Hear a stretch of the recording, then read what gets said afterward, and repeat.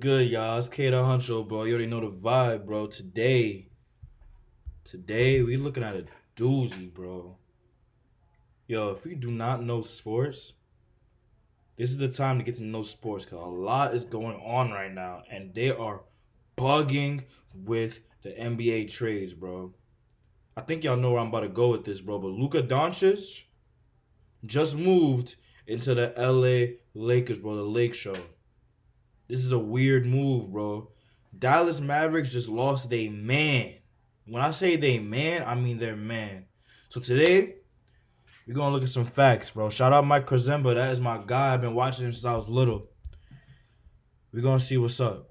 Is there more going on with the Luka Doncic trade than meets the eye? Dallas fans are in an uproar. Not only... Oh, yeah. Like and subscribe. You know the vibe, y'all. Hey, I ain't forget. You feel me?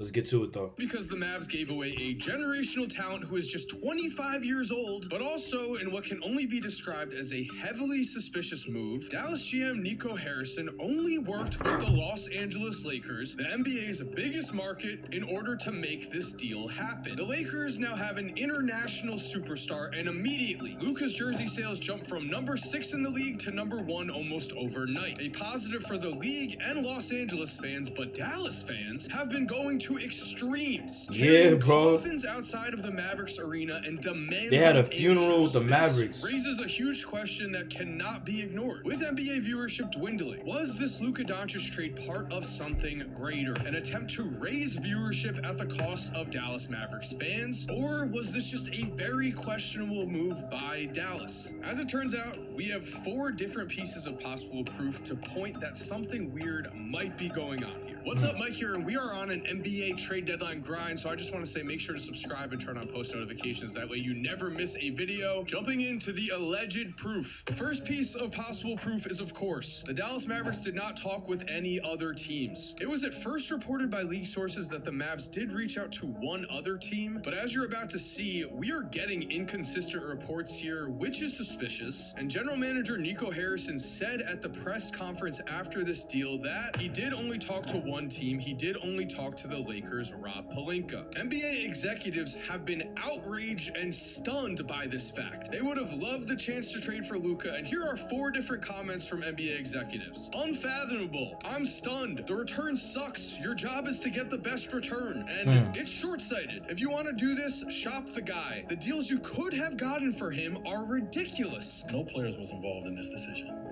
This was billionaire business. This was the owners, the governors, the billionaires, the viewership in America's down. Number 6 in jersey sales, right? Coming in Dallas. Luka now shoots number 1 in jersey sales with the Lakers. Think about it. We just signed a new TV deal. You put one of the top players in the national, in the biggest market in the game, and now you put them with the biggest player. So you set them up. You set the league up for the next 10 years, having a face in your top market. Rob Pelinka and Nico Harrison's relationship cannot be ignored here. Their friendship dates back to 2003 when Kobe Bryant opened up his shoe contract free agency, and it was then that a young Nico Harrison and Rob Pelinka recruited Kobe relentlessly, ultimately resulting in Harrison and Pelinka getting huge credit for landing Kobe to Nike. Somehow the only 2 guys to talk about this Luka deal were great friends for over 20 years who are known for landing Kobe, a lifelong Laker, to Nike. Also of note, it was Nico Harrison who is credited with infamously dropping the ball to the Steph Curry to Nike deal, accidentally showing him the exact same shoe presentation that they used to pitch Kevin Durant, with Kevin Durant's name still on the presentation for Steph. It was also reported that Nico called Steph Stefan, not Stephen Curry, with Nico later denying these rumors, saying that he may have called him Seth. Either way, not great when you're pitching Steph Curry. Maybe it is possible he just fumbled this deal, but the main thing is his words are just not adding up here directly after this trade. Here's what Nico recently said. The future to me is 3 to 4 years from now. The future 10 years from now, they'll... See what I'm saying? All right, listen.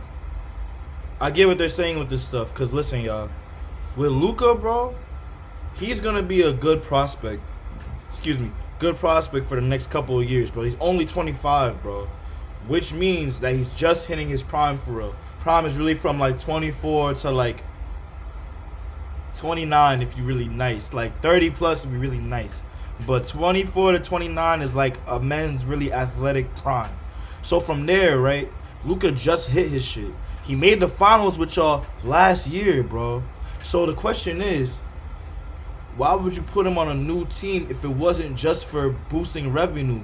Because if you also think about it, LeBron is on his last 2 years, y'all. His last 2 years. Which means by the time LeBron's about to be up out of here, we have Luka Doncic, who's 27 in the middle of his prime, wilding. If y'all don't tell me that's like a boost in sales and a boost in revenue, then I don't know. Y'all gotta go back to school. Because it's obvious. It's blatant in front of y'all. Like, it doesn't make any sense. So why they would do that? Because why would you ship out your man? That's like the Knicks shipping out Brunson and bringing him back to anywhere else for like some bum, like, I don't even know. Like, I don't know. But it's something that you have to watch out for. It's really interesting with these trade rumors and these trade remarks and the stuff that's going on right now. Cause I think it's all business. I mean, the NBA is a business in the end of the day. Probably bury me and Jason Kidd by then. Or we'll bury ourselves. Is he admitting that in 10 years they will bury him for making the worst trade ever? I can't say strange enough. By the way, Nico did not even tell Jason Kidd about this trade beforehand. And at the press conference where they were explaining it, Jason Kidd looked absolutely dead. Hey, Doughboy Ty said what's up, y'all. You know the vibe with him too. Inside. Possible proof number 2. Luka Doncic did not want to leave at all, and the reports from Nico Harrison have been wildly inconsistent in this manner. At first, Nico would say, "We really feel like we got ahead of what was going to be a tumultuous summer. Him being eligible for the Supermax and also a year away from him being able to opt out of any contract. And so we really feel like we got out in front of that. We know teams. They've had it out there. Teams have been loading up to try and sign him once that becomes available. If Luka was committed to leaving the Mavericks, this trade would make more sense, but it still would be very, very odd that the Mavs didn't even try to pitch him around the league at all. We know from NBA executives that they would have offered more than the Lakers did. What's stranger here is that Nico took back his own comments almost immediately, confirming at the press conference that he had zero indication that Luka actually wanted to leave. Luka has clearly been enraged. You mastered your mind. Nah, it's interesting. This whole thing is interesting, bro. And the fact that Luka and AD and LeBron didn't know about this trade is interesting as well, bro. I'm telling you, this whole thing is like weird. It's really business savvy because knowing basketball and being like a basketball dude with at least certain basketball IQ, you should know that this trade is sick, bro. It is sick. Like, it don't make no sense at all. It's like a 2K trade. Of him completely ignoring Nico Harrison's calls. It has been reported that Luka was going to close on a $15 million house in Dallas, and that when he found out he was traded, he legitimately cried. Nico Harrison has also put it out there 15 that M's. Luka was too fat and didn't Imagine work losing hard 15 enough. M's. He just led this team to the NBA Finals last year, where in the regular season he averaged 33.9 points, 9.8 assists, and 9.2 rebounds per game. Then to add the final nail in the coffin here, when Luka Doncic himself was just asked at the Lakers press conference whether or not he would have signed the Supermax, staying in Dallas, he said this. The inconsistencies of these statements are strange, to say the least. If we think something deeper is going on here, they also make sense. Inconsistent stories are the telltale sign of not telling the full truth, which gives us proof number 3. The NBA has been accused of doing exactly this in the past, gaming the system in order to get superstars in big markets in order to draw more views. In 1985, Patrick Ewing was seen as one of the best basketball prospects to ever live. In that season, the NBA created the draft lottery, and then in the first... I ain't gonna lie, Patrick Ewing, bro. I respect you, man, but yo, there's no way you was in Georgetown College looking like you was 40, bro. Respectfully. First ever draft lottery, the Knicks envelope was chosen in what many say was a direct way for the NBA to jump in and push Patrick Ewing to one of their biggest markets. By the way, David Stern, then the commissioner of the time, was a Knicks fan. Many think in this draft lottery the Knicks envelope was frozen, or it has also been said that the Knicks envelope had a bent corner in it as the man putting the envelopes into the weird contraption used banged the Knicks envelope specifically before placing it in the container. But this was not the only time that people were suspicious of NBA draft lottery results. In 2002, the Rockets, who already had a big Chinese fan base, received the #1 pick and took Yao Ming, creating a global fan base in China for the league. In 2008, after years of losing without Michael Jordan, the Chicago Bulls had just a 1.7% chance of winning the draft lottery and got the #1 overall pick, where they took hometown star Derrick Rose. LeBron in 2003 was also another hometown hero drafted to his hometown team. And after LeBron left the Cavs won the 2011, 2013, and 2014 draft lotteries. Many believing that this was the NBA's way of keeping Cleveland relevant and giving them the assets needed to bring LeBron home after his stint in Miami. Remember, LeBron only wanted to come back because Kyrie Irving was on the team and because the Cavs were able to trade #1 overall pick Andrew Wiggins for Kevin Love. In 2012, while the NBA owned New Orleans received the #1 overall pick and took Anthony Davis in a move that many believed was the league's way of raising the value of the New Orleans franchise. The team was sold soon after. Finally, we have the Pau Gasol trade. In the 2008 season, Kobe Bryant simply did not have a secondary star to really compete for an NBA championship. And so the Lakers were able to trade Pau for essentially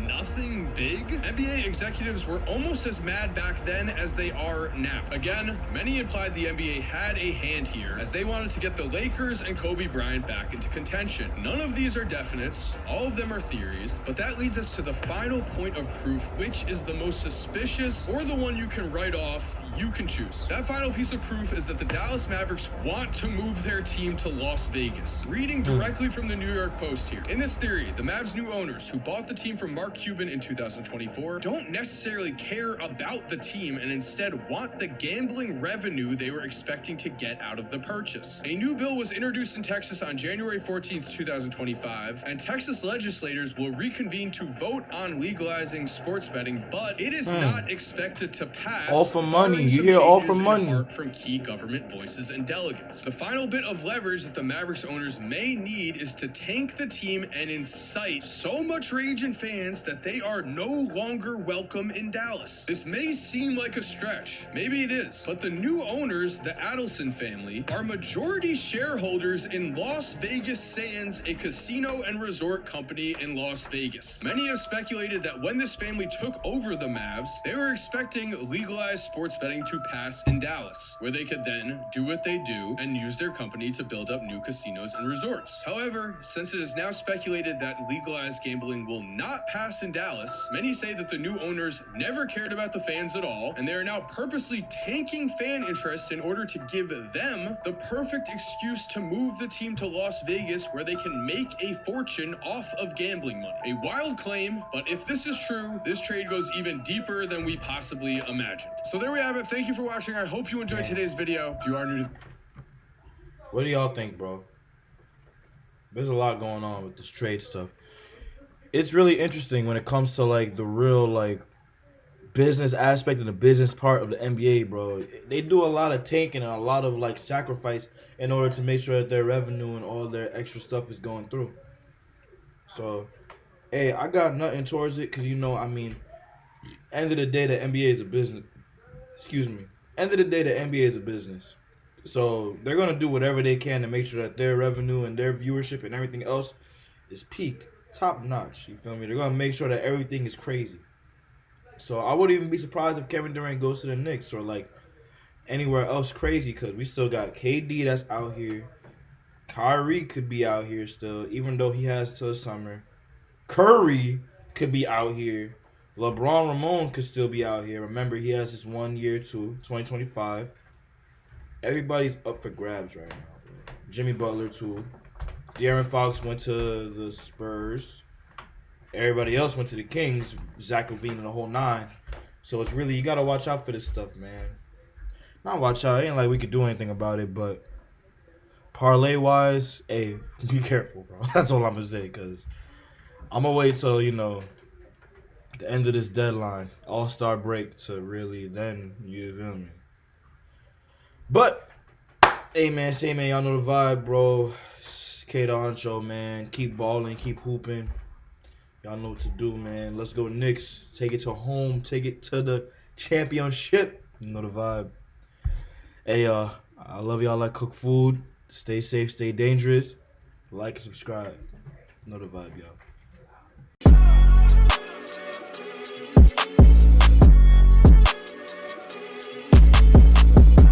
Bye, have a beautiful time.